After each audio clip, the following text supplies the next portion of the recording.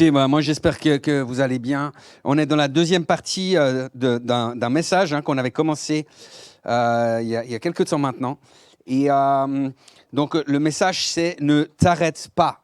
Et la première partie, c'était ne t'arrête pas avant le 7e jour. Et puis, on faisait la comparaison avec la muraille de Jéricho. Tu sais, et on disait peut-être que tu étais au dernier tour du 7e jour, et puis que les murailles allaient s'écrouler, et que tu ne le saurais jamais si tu t'arrêtais avant. Donc Dieu travaille continuellement en nous, parce que toute chose concourt au bien de ceux qui aiment Dieu et qui sont appelés selon son des saints. Amen. Et donc, ce n'est pas le moment de t'arrêter. Tu as fait trop de progrès dans ton mariage pour t'en éloigner maintenant. Tu as fait trop de progrès dans ta marche avec Dieu pour retourner à ton ancienne vie. Et je crois que dans les semaines à venir, on aura plusieurs témoignages, on aura de nombreux témoignages qui vont pouvoir commencer par parce que je ne me suis pas arrêté. Tu sais, ça va être dans les prochains mois, c'est peut-être dans les prochaines années, mais il y a plein de gens qui diront j'ai été fidèle, mais Dieu a été bien plus fidèle encore. Amen. Amen. Moi, je suis sûr de cela. Je ne vais pas aller plus loin ce matin sur le résumé du premier message. Vous le retrouvez sur notre chaîne YouTube. Et je ne sais pas pour vous, mais moi, rien qu'à cause de cette introduction, j'ai envie d'aller le réécouter. Je me dis, purée, ça devait être vraiment bon. Donc voilà, je vous encourage en tout cas. On avait un verset phare pour cette prédication.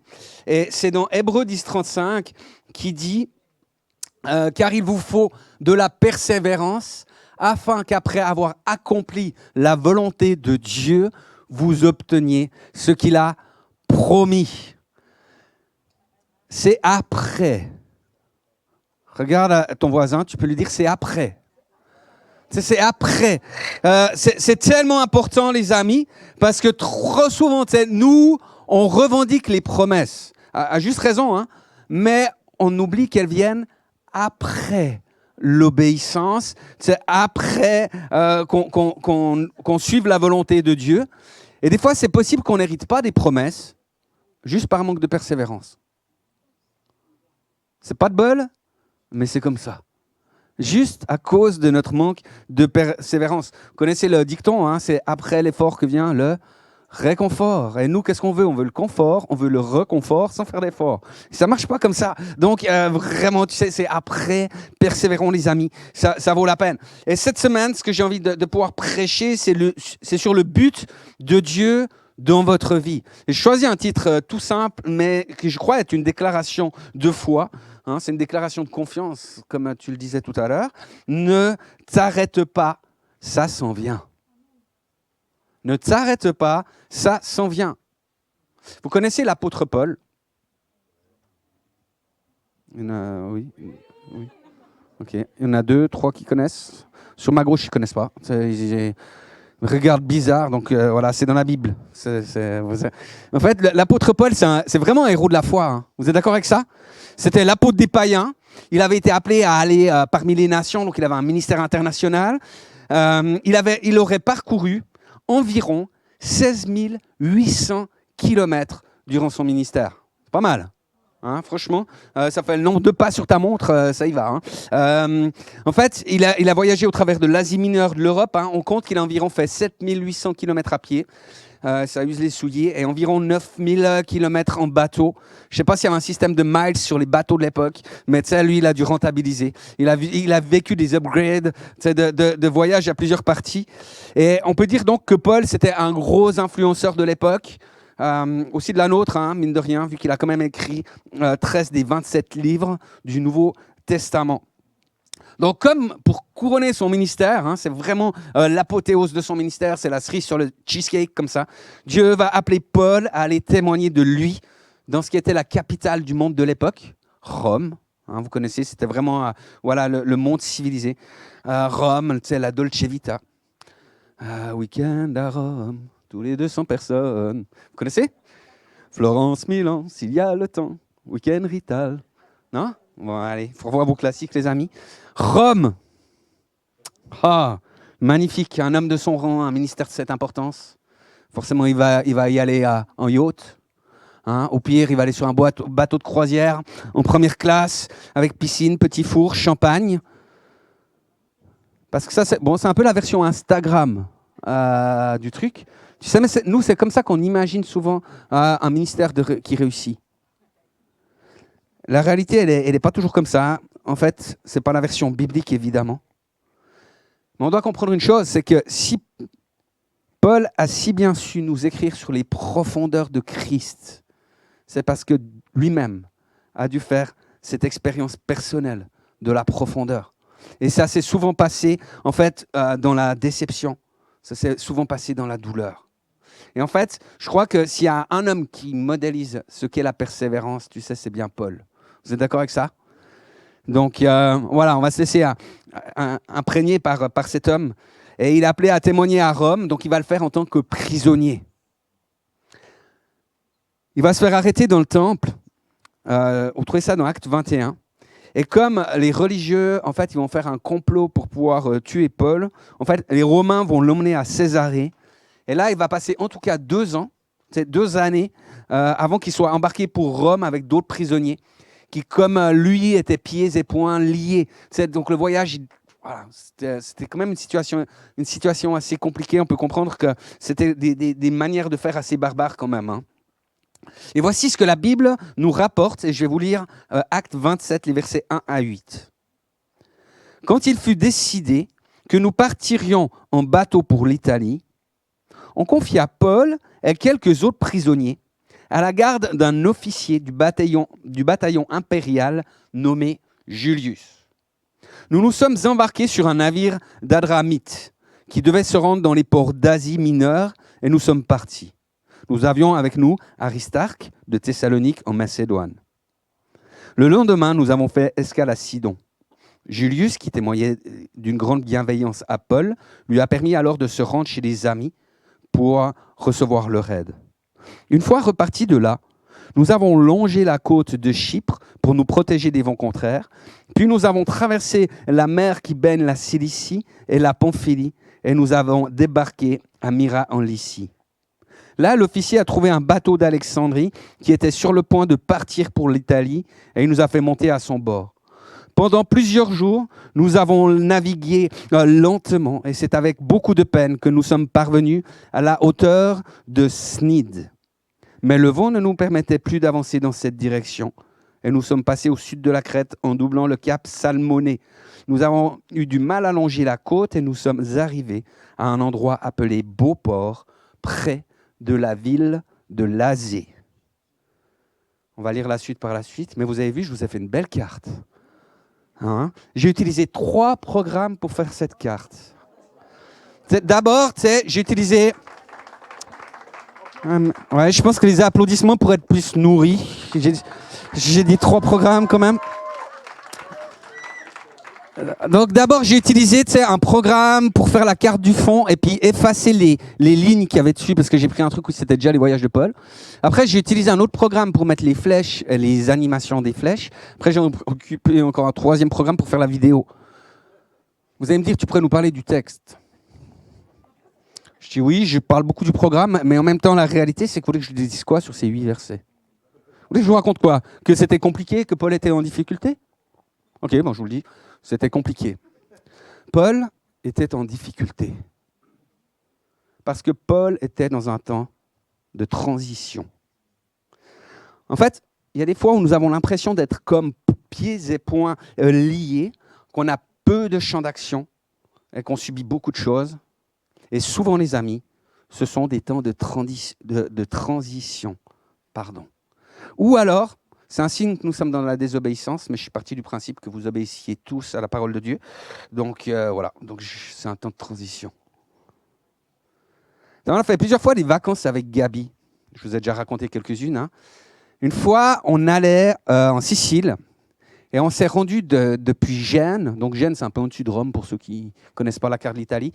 Et on s'est rendu à Palerme, qui est à peu près voilà, ici au nord. Voilà, ouais, c'est bien, je suis devant. Au nord là, de la Sicile. Et en fait, il y avait 21 heures de bateau. Et on est passé par un temps de tempête. Et là, tu sais, dans le bateau, tu pouvais reconnaître les marins. C'est les seuls qui marchaient droit au milieu des couloirs. Nous, on était ballottés de bâbord à tribord sans cesse, etc. Il y avait des sacs tous les mètres sur les barrières, sur les mains courantes, hein, dans les bateaux. Et je me rappelle qu'à un moment, j'étais assis à une table, qu'il y avait un hublot en face de moi. Je voyais le ciel, la mer, le ciel, la mer. Qui croit que j'étais mal à ce moment-là? Les temps de transition, c'est souvent des temps pénibles. C'est souvent des temps qui ne sont pas faciles, où on est mal à l'aise. Mais ne t'arrête pas, ça s'en vient. Et cette première partie du voyage de Paul, en fait, malgré sa condition de prisonnier, hein, elle aurait pu être plus simple. Elle aurait pu être beaucoup plus facile. Rappelez-vous ce qu'il dit. Pendant plusieurs jours, nous avons navigué lentement. Et c'est avec beaucoup de peine que nous sommes arrivés à la hauteur de Snides. Mais le vent ne nous permettait plus d'avancer dans cette direction. Et nous sommes passés au sud de la Crète, en doublant le cap Salmoné. Nous avons eu du mal à longer la côte. Nous sommes arrivés à un endroit appelé Beauport. Et là, tu dis Alléluia. Tu dis c'est un signe. Quand tu vis l'oppression, quand tu vis les oppositions et que tu arrives à Beauport, tu dis Alléluia. Gloire à Dieu, voici ma délivrance. Je suis à Beauport. Amen. Non? C'est vrai ou pas? Mais vous êtes d'accord que Beauport, c'est pas Rome? Et la réalité, ça veut dire quoi? C'est-à-dire que tant que l'apôtre Paul n'est pas arrivé à sa destination, il est dans un temps de transition. Et si on regarde les faits, en fait, dans cette première partie du voyage, il ne s'est rien passé du tout. Ça a été compliqué, ça a été difficile, mais il ne s'est rien passé du tout. Et moi, j'aimerais vous dire, les amis, ne restons pas trop longtemps à Beauport. Des fois, on vit des épreuves, on vit des difficultés, on arrive à Beauport, puis là, on se dit, on plante notre tente. Parce qu'on se dit, enfin, c'est cool ici, c'est beau. C'est un beau port, c'est joli. Il y a des superbes couchers de soleil le soir, etc. On est bien, il n'y a plus de tempête. On est à Beauport. Ne restons pas trop longtemps à Beauport. Parce qu'autrement, nous n'arriverons jamais à bon port. Amen. Comprenez bien ce que je veux dire, hein, parce que voilà, je ne vais pas passer plus de temps sur 8 versets où il n'y a rien qui se passe. Hein, mais il se peut qu'il y ait des choses dans la vie qui nous obligent, qui nous contraignent et qui sont des bénédictions de Dieu. Il y a des tempêtes qui sont des bénédictions de Dieu pour nos vies, afin qu'on ne s'établisse pas à Beauport, mais qu'on puisse rechercher vraiment cette destinée, qu'on puisse rechercher le but dans lequel le Seigneur nous appelle pleinement à vivre. Amen. Je ne sais pas si, peut-être pour certains, c'est compliqué de dire Amen. Hein. Je viens de dire que des fois, les tempêtes sont des bénédictions. Ce n'est pas toujours agréable, on n'aime pas trop ça. Mais je crois que c'est important parce que c'est vraiment notre destinée en dépend. Vraiment, on peut passer à autre chose. Beauport, c'est un lieu qui est plaisant, mais il n'y a aucun miracle. Il n'y a aucune manifestation de la grâce, de gloire de Dieu. Et tu sais, des fois, nous, on se contente de notre villa, de notre confort, de nos vacances, de ça roule, on est bien. On se dit, ça, c'est la bénédiction. Non, ça, c'est Beauport. Il y a un lieu de bénédiction, un lieu où le royaume de Dieu peut se manifester. Quelqu'un devrait dire Amen à ça. On va continuer le voyage, s'il vous plaît, avec Acte 27. On va lire les versets 9 à 12. Beaucoup de temps s'était écoulé ainsi. Et la navigation devenait dangereuse, car l'époque du grand jeûne d'automne était déjà passée. Alors Paul leur a donné cet avertissement. Mes amis, je considère que si nous continuons notre voyage, non seulement la cargaison et le bateau subiront de grands dommages, mais nous-mêmes, nous risquerons notre vie. Mais l'officier romain se fiait plus à l'opinion du pilote et du patron du bateau qu'aux paroles de Paul. De plus, comme le port ne convenait pas en hivernage, la majorité a décidé d'en repartir pour gagner, si possible, Phénix, un port de Crète orienté vers le sud-ouest et le nord-ouest, et d'y passer l'hiver. Le bateau, il représente nos vies. Et chaque navire est dirigé par quelque chose.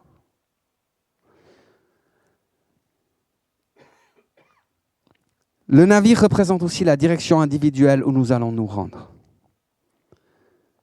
Ce navire représente aussi toutes les choses que Dieu nous a confiées. Par exemple, il y avait à bord de ce navire, il y avait des marins, il y avait des soldats, il y avait des prisonniers, il y avait une cargaison.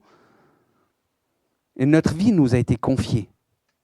Et elle va se diriger, en fonction, elle va prendre une direction, en fonction de ce avec quoi on la dirige. À la place de l'officier romain, à la place de l'officier romain, qui auriez-vous écouté, De qui auriez-vous pris les conseils?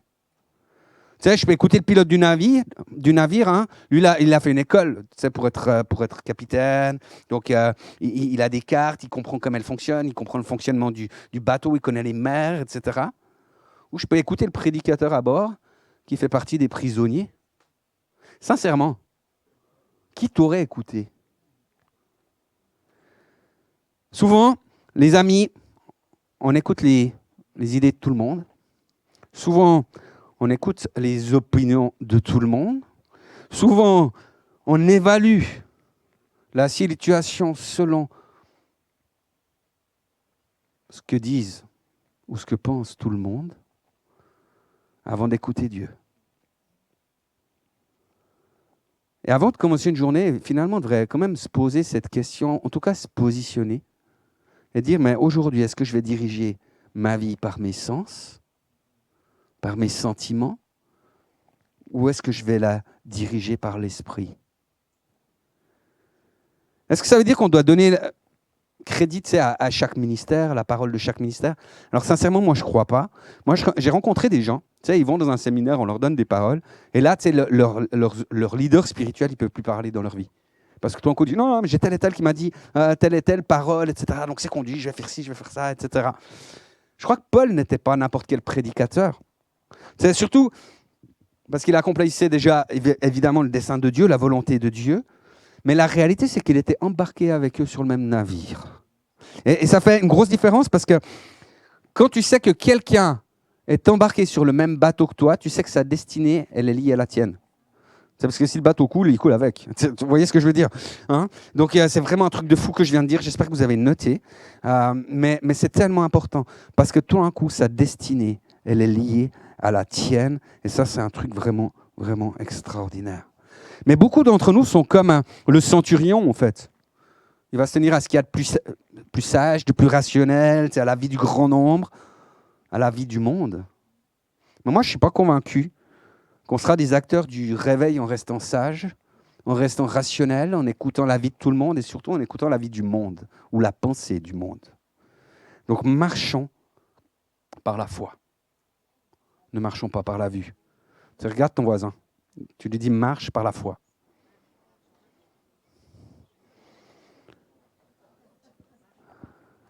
Réfléchissez aux réalités de vos vies.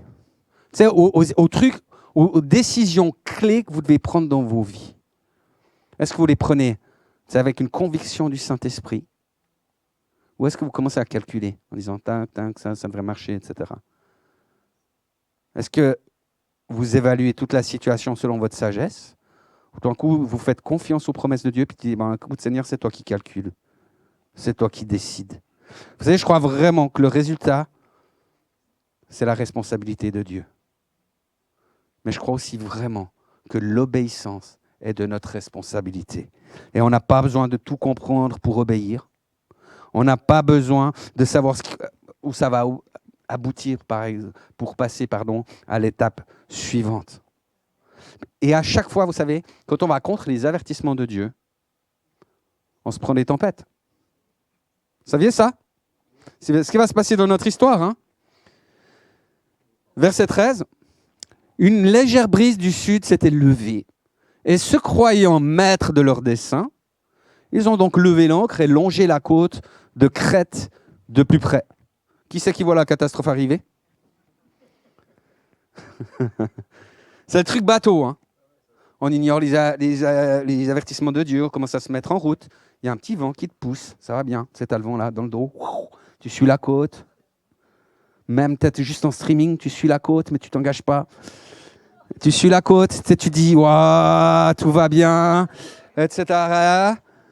Mais, tout le monde dit mais, on dirait des chèvres, ouais. Mais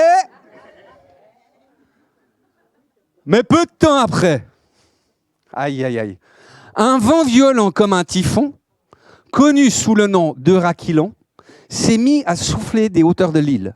Le bateau était entraîné au large, il ne pouvait pas résister au vent et nous avons dû nous laisser emporter à la dérive.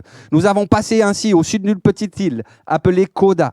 Comme elle nous abritait un peu du vent, nous en avons profité pour nous rendre maîtres du canot de sauvetage. C'est gloire à Dieu. Nous sommes parvenus à grande peine à le hisser à bord. Puis on a eu recours à des moyens de fortune. On a ceinturé tout le bateau de cordage.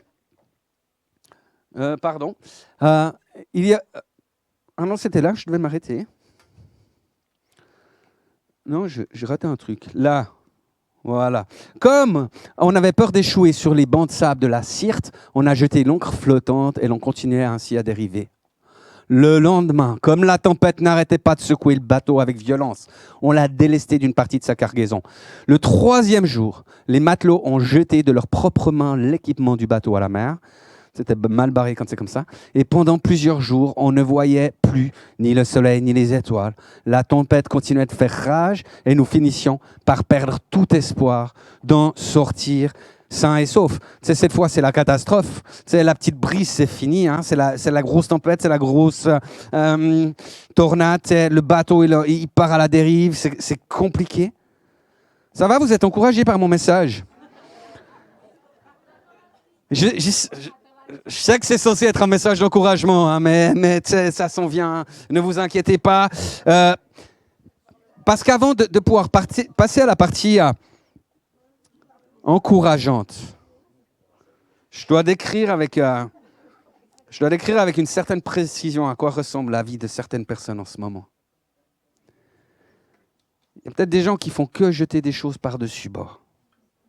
Tu essayes ceci, tu essayes cela, ça ne marche pas, ça ne fonctionne pas. Tu es pris dans la tempête, tu es au milieu des épreuves, tu es au milieu des problèmes, tu es au milieu des complications. C'est des situations que tu subis, peut-être que tu as choisi, malgré toi, mais c'est quelque chose que tu subis aujourd'hui.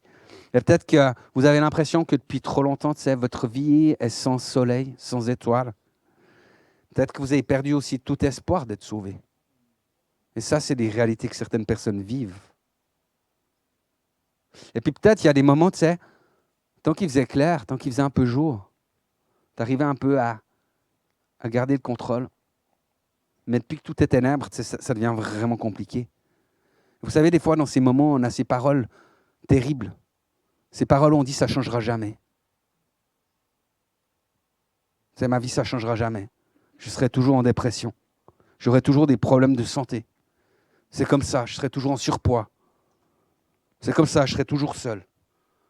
C'est comme ça, je serai toujours accro à tel ou tel produit, ça finira par prendre le dessus. Et on devient défaitiste. On se dit, on va sombrer. On va y arriver. Et je sais que c'est une réalité qui parle à plusieurs personnes. On peut se marrer, on peut sourire, on peut faire des petits gags. Mais des fois, au fond de mon cœur, il y a des réalités qui sont là. Et sincèrement, les amis, moi, j'aimerais vous encourager. Le titre de ce message, c'est « Ne t'arrête pas, ça s'en vient ». Il y a quelque chose qui va s'en venir, il y a quelque chose qui va changer. Il y a une bonne nouvelle qui arrive, donc ne t'arrête pas, ça s'en vient. Tu peux dire ça à ton voisin, ne t'arrête pas, ça s'en vient ce matin. Et au verset 21, on peut lire « Il y avait longtemps qu'on n'avait plus rien mangé. » Tu dis, bon, ça n'a pas l'air d'aller mieux. Mais alors Paul, debout au milieu d'eux, leur a dit, et peut-être tu es au bout du truc. Des fois tu dis, je vois pas le jour, puis quand tu crois que ça va aller mieux, ça va pas mieux. Mais il y a un moment où la parole de Dieu, elle est déclarée. Il y a un moment où Paul s'adresse. Il y a un moment où la parole de Dieu est déclarée sur ta vie. Il y a un moment où il y a quelque chose qui va faire la différence. Vous savez que la parole de Dieu ne varie pas. Vous savez ça? Et qui sait que Dieu veille sur sa parole pour l'accomplir, pardon? Qui sait ça? Ça veut dire que tu peux t'appuyer sur la parole de Dieu. C'est-à-dire qu'au milieu de ta tempête, il y a la parole de Dieu qui est là et elle ne change pas. qu'au milieu de ta tempête, dans toutes les difficultés, la parole de Dieu est là. On peut s'appuyer sur sa parole, on peut s'appuyer sur ses promesses. Il y a quelque chose qui vient, il y a quelque chose qui s'en vient. Et alors Paul va leur dire, mes amis, vous auriez mieux fait de m'écouter et de ne pas quitter la Crète. Vous auriez évité tous ces dégâts et toutes ces pertes. Qui c'est qui est marié au milieu de nous ? Qui déteste quand son conjoint commence à lui dire « je t'avais dit ». Alléluia. Il y en a peu, il y en a que deux. Il y en a 2 ou 3. C'est déjà insupportable qu'il ait raison. Mais quand il vient en plus te dire « je te l'avais bien dit », alors je suis désolé. Je lui donne de la munition ce matin parce qu'en fait, maintenant, il va pouvoir même te dire « oui, mais j'imite l'apôtre Paul, qui lui-même imite le Christ. » Donc quand je dis « je t'avais dit, j'avais raison », c'est biblique. Désolé pour ça. Mais vous savez quoi ? Moi, une fois, ça m'est arrivé. Il y a quelqu'un qui voulait faire un déménagement. C'est vraiment le gros déménagement. Puis, il me demande conseil. Et moi, je lui dis, fais-le pas. Vraiment, j'ai dit, fais-le pas. Et la personne, elle n'était pas très contente de ma réponse. J'aurais pu lui dire, Dieu m'a dit, fais-le pas. Je n'ai pas dit ça. J'ai dit, fais-le pas. Et lui, il n'était pas très content. Hein, donc, voilà. En fait, je revois cette personne quelques semaines plus tard. Ben là, elle a trouvé d'autres conseillers qui étaient plus rationnels. Hein, et surtout qu'elle est dans son sens. Ce qui est évident, vous connaissez un peu le système. Hein. En plus, elle avait de la chance parce qu'elle avait reçu une parole prophétique et tout ça qui allait comme ça. Donc, vas-y, etc. Vous auriez fait quoi à ma place ? Je dis, bon, écoute, moi, je te dis, vas-y pas, mais fais ce que tu veux, hein, c'est ta vie. Il y a un moment, exactement. Donc, la personne déménage au début. Petite brise tranquille. Ça surfe. On suit la vague. Et puis, la brise change. Et la personne me retéléphone. Elle commence à se plaindre, à me dire « ouais, c'est difficile, il y a ci, il y a ça ». Vous savez que j'ai dû me mordre la langue pour pas lui dire « je t'avais bien dit ». Il y en a qui connaissent cette situation-là, qui se sont mordus la langue de dire « hein ». Mais Dieu est bon. Et Dieu m'a donné l'occasion de me rattraper. Je vous explique. Quelques mois plus tard, cette même personne m'appelle pour une autre situation. Et puis là, j'ai dit Dieu m'a dit, ou presque. Parce qu'en fait, la réponse que j'ai donnée, c'était une réponse biblique, etc. Donc là, j'entends que la personne, de nouveau, elle vient me demander conseil, mais elle n'a pas envie de mes conseils. Et en fait, du coup, je lui dis que, voilà, selon ce que la Bible dit, que il faut, voilà. Puis là, j'entends la personne, elle commence à essayer d'esquiver. Elle commence à changer de sujet, etc. Puis je vois bien qu'en fait, ce que je suis en train de lui dire, elle est en train d'essayer de passer à côté pour faire semblant de rien. Alors, qu'est-ce que je fais, moi ? J'arrête la balle au vol, je la place sur le point de pénalty, je centre et je marque. Et là, je peux lui dire, à l'époque, par rapport à ton déménagement, tu as refusé de m'écouter et voici ce qui s'est passé exactement. Et maintenant, je te dis, pour cette situation-là, selon la parole de Dieu, vous savez que Dieu s'intéresse à votre vie entière ? Vous savez ou bien ? Il ne s'intéresse pas juste à ce que disent oui le dimanche matin, que tu sois là. Il s'intéresse à ton travail. Il s'intéresse à ce que tu vis à la maison. Il s'intéresse à ce que tu vis en famille. Alors pourquoi est-ce qu'il n'utiliserait pas un serviteur de Dieu, que ce soit un prophète, que ce soit un apôtre, que ce soit un pasteur, pour te parler au sujet de ton travail, pour parler au sujet de tes réalités financières, de ton déménagement, de ta famille ? Vous savez, il y a des moments, moi j'ai entendu des gens qui ils vont consulter plein de gens pour des trucs professionnels, des spécialistes pour le professionnel. Pour telle et telle situation, pour leur banque, ils vont consulter leur banquier. Bon, venez pas vers moi pour la banque, mais moi je ne sais pas compter, je dis donne-toi à l'église, c'est Dieu pourvoira, gloire à Dieu, etc. S'il y en a qui prennent des notes, c'est le moment d'écrire. Non, mais je crois une réalité, les amis. Je crois que si on veut que Dieu soit présent dans toutes nos réalités de la vie, on peut aller consulter des hommes de Dieu dans toutes les réalités de nos vies, afin que le salut, que le royaume de Dieu entre dans chacune de nos situations. Et quelqu'un, en fait, devrait dire Amen par rapport à cela. Je vais vous lire les 4 derniers versets de notre histoire. Puis moi, ce que j'aimerais vous inviter, c'est juste à pouvoir fermer les yeux, puis à écouter ce que le Saint-Esprit veut nous dire au travers de ces quelques textes. Acte 27, les versets 22 à 26. Mais maintenant, je vous invite à reprendre courage. C'est juste pour vous dire, quand Dieu dit « et maintenant », c'est qu'il y a quelque chose qui va changer maintenant. Maintenant, je vous invite à reprendre courage, car aucun de vous ne perdra la vie. Seul le bateau sera perdu. En effet, cette nuit, un ange du Dieu à qui j'appartiens et que je sers s'est présenté devant moi et m'a dit « Paul, ne crains rien. Il faut que tu comparaisses devant l'empereur et Dieu t'accorde la vie sauve pour tous tes compagnons de voyage. Courage donc, mes amis, j'ai confiance en Dieu. Tout se passera comme il me l'a dit. Nous devons échouer quelque part sur une île. » Vous savez, vous pouvez rouvrir les yeux. Et trop souvent, on fait confiance au bateau. Trop souvent, on place notre foi dans le bateau. On met notre confiance dans nos capacités. On met notre confiance dans nos sécurités, dans notre travail, dans notre compte en banque. Parfois, le bateau, il prend l'eau parce qu'on ne peut pas tout maîtriser. On ne peut pas tout maîtriser. On ne peut pas toujours décider sur quel genre de mer nous allons naviguer. On ne peut pas décider la météo. En fait, il y a plein de choses qu'on ne peut pas contrôler, vous avez remarqué ? En fait, une chose que tu peux contrôler, c'est ton courage. Prends courage. Aie courage.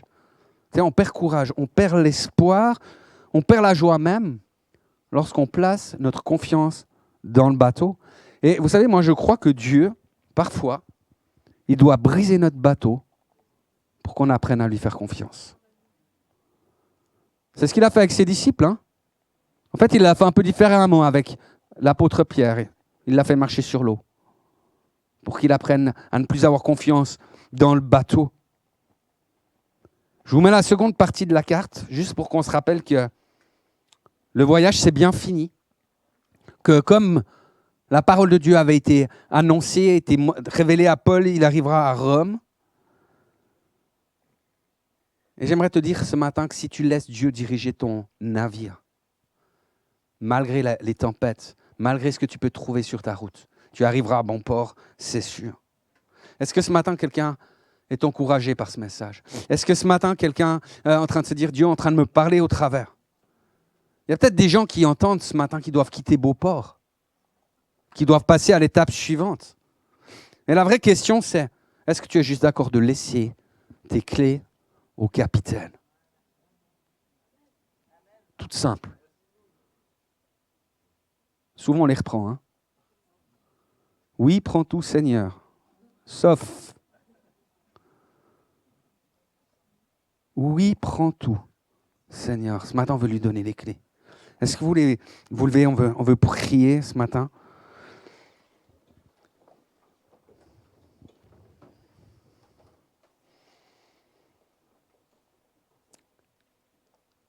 Dans Philippiens 1, verset 6, on peut lire « Je suis persuadé que celui qui a commencé en vous cette bonne œuvre la rendra parfaite pour le jour de Jésus-Christ. »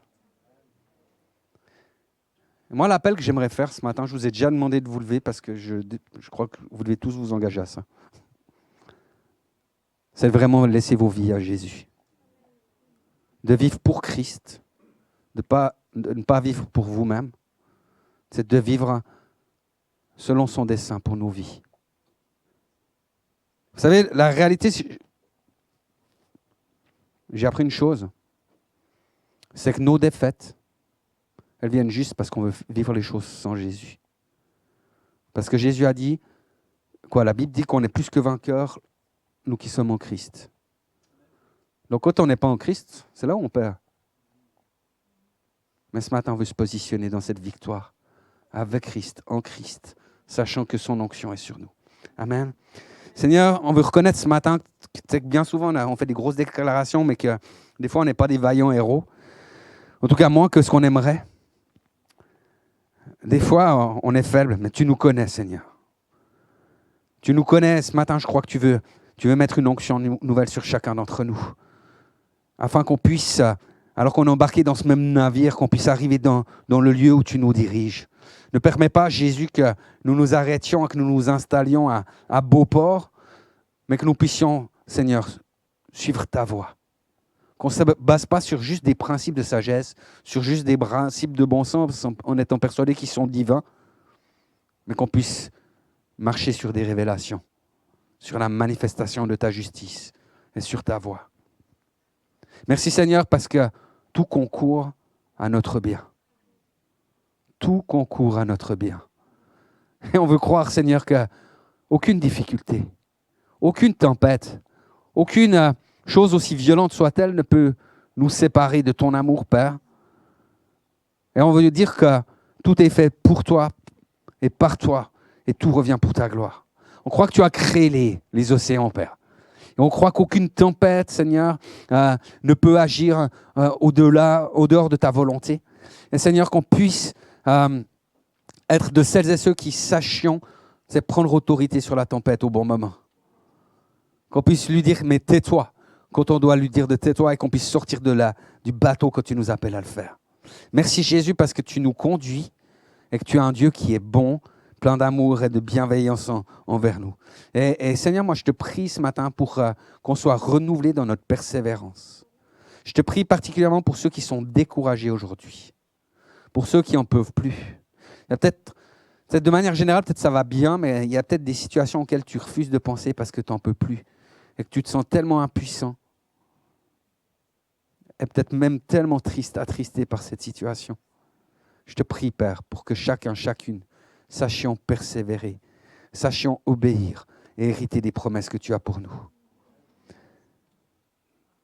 Est-ce qu'il y a des gens qui sont dans une tempête dans ces temps? Est-ce qu'il y a des gens qui disent, moi, il y a une situation qui est pour moi, qui n'est pas réglée, qui est une tempête, qui est compliquée. Je vois des mains. Oui, je vois des mains.